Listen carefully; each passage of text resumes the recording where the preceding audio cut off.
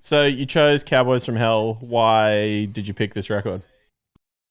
I think it just changed guitar playing for me as I was growing up. Like, it had that technicality and groove that I loved about metal, Mm-hmm. I guess, because like I was a huge like Metallica fan, and I'm pretty sure the first album I heard was Cowboys from Hell, and there might have been an MP3 player with Walk on it or something like that, Yeah. but it was probably when I actually appreciated the album as a whole, it was completely different, and I pretty much like.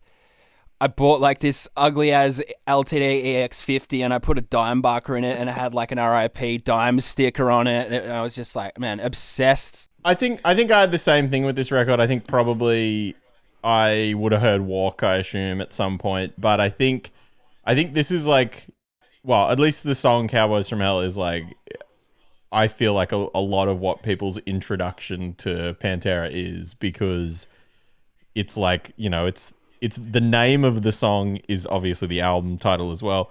But that was like the band's ethos, was that name. Yeah, totally. Yeah, well, I didn't like really realize, but it was pretty much like the first Pantera album in my eyes, because the rest was just like some weird power metal sort of Yeah. glam rock outfit that sort of you could see a lot of potential in, but obviously this is like the first heavy album, you could say. Yeah, well, I mean, I think that's something that obviously, I mean, most people who listen to this band are obviously aware, but for those who haven't, this is their fifth record technically, which is pretty wild. But what I would say about that has always been really encouraging for me as a musician is that you can record four shit full length albums before you find yourself.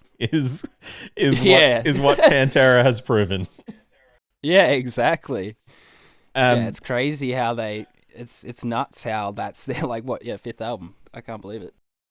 yeah, but like this record, obviously, there's a lot of talk about in this band. I mean, for the fact that like, well, this is the second record with Phil, but the first record with Phil where he's clearly doing what he envisaged doing in this band, because the first record with him is it's still like a glam rock record essentially. It's got some like thrashy parts, but totally. He got like all the guttural screaming sort of stuff and all that attitude in his vocal. Like it sounded like pissed off rather than trying to be like a glam metal, band. But the best thing is he pairs that with it, and the dynamic of those two together is just flawless. No worries, Aaron. Thanks for having me. I'm just going to leave you with this. I have not warmed up. Let's see if I can play the Cowboys from Hell solo.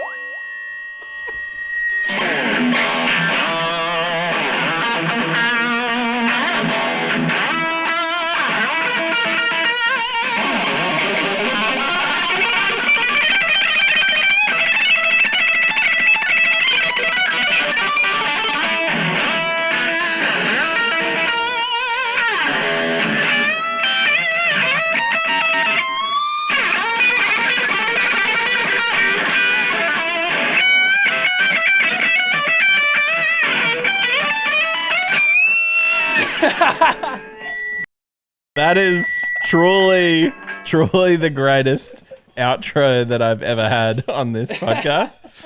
And also, at the start, I said, I'm going to make a little video to put on the internet, and that's the little video. So